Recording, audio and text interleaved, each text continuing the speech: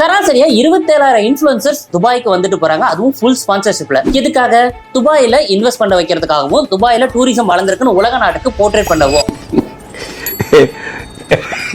இது ஒரு குட்டி ஸ்டோரியில இருந்து ஆரம்பிக்கலாம்னு நினைக்கிறேன். இன்ஸ்டால நான் ஃபாலோ பண்ற ஒரு இன்ஃபுளுசர் திடீர்னு துபாய் சம்பந்தப்பட்ட ஒரு வீடியோ போடுறாங்க இன்வெஸ்ட் பண்றத பத்தி. அந்த வீடியோ நான் முழுசா பார்த்துட்டேன். ஆட்டோமேட்டிக்கா அதுக்கப்புறம் தொடர்ந்து துபாயில இன்வெஸ்ட் பண்ணுங்க, துபாயில டாக்ஸ் கிடையாது, துபாயில செக்யூரிட்டி ரொம்ப பாதுகாப்பா இருக்கும், துபாய் நாடு மாதிரி ஒரு மிகப்பெரிய வளர்ந்த நாடே கிடையாது, அங்க இன்வெஸ்ட் பண்றதா உங்களுக்கு பெட்டர். சென்னையில நீங்க ஒரு 10 கோடி ரூபாய் செலவு பண்றீங்கன்னா துபாயில ஒரு 5 கோடி ரூபாய் இன்வெஸ்ட் பண்ணுங்க, வெறும் 4-5 வருஷத்துலயே ரிட்டர்ன் வந்துரும் அப்படிங்கிற மாதிரி ஏகப்பட்ட இன்ஸ்டா இன்ஃபுளுசர்ஸ் நம்ம கூட இருக்கவங்க தான். அவங்களே வந்து பாத்தீங்க அப்படின்னா அவ்வளவு ஒரு ப்ரமோஷன் பண்றாங்க.